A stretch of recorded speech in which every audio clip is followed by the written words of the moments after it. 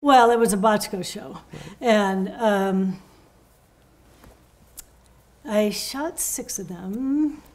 The whole tenor of the show and things that were happening changed after that, and I went off to other things. But I think I might have been the first woman to shoot the show. I could be wrong about that. But by that time, I was, Joanne really and I were the 2 women directors in the Bochco outfit. Oh, so Joanne Fogel? Yeah. Right. Joanne and I. And so I shot Civil Wars, I shot Murder One. I didn't shoot Total Recall. I didn't shoot Doogie Howser because I was producing LA Law. So anything that happened in a different schedule than LA Law, I shot.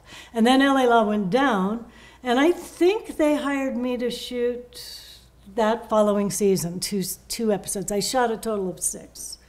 And once again, Greg Hoblet had created a whole new style, a new way of telling a story, and you had to learn it. And it was great. It was so great, but so revolutionary. You never turned around on the characters. You shot within like a 200-degree proscenium stage. Whatever you could shoot at whatever angle, you could shoot that way, but you tried never to turn around.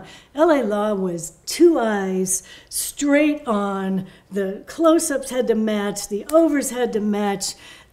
Everything was like, I remember shooting once an episode in which I shot off-angle stuff, and Rick Wallace took me into the office and go, "Why did you do that?" And I said, "Because I'm going to shoot myself if I have to shoot those same shots again.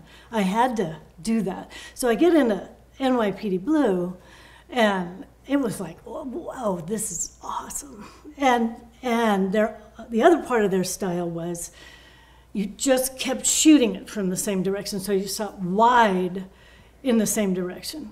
Then you'd go into a mid-size in the same direction in any angle that you wanted, but still in the same direction. And then you punched in for the close-ups in the same direction.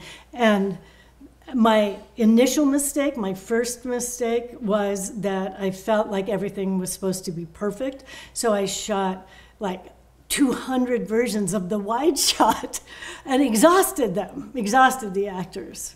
And learned very quickly that 1, possibly 2 versions of that wide shot were all you needed or all you ever wanted to do, and then you really had to get into the important material.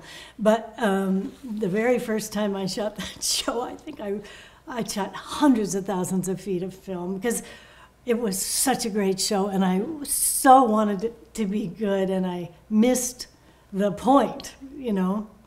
And those actors were pretty expert at repeating their same business, right? So it would match? They would match. Dennis Franz is an alien. He's so great, so fast. He's such a fast study. He was able to embrace the kind of craziness that happened on that show as time went on. He could get pages in the moment, look at them, and figure out the scene and do the scene. Not everybody could do that. I mean, I think that's what happened to Jimmy, is Jimmy was a much more careful, slower study.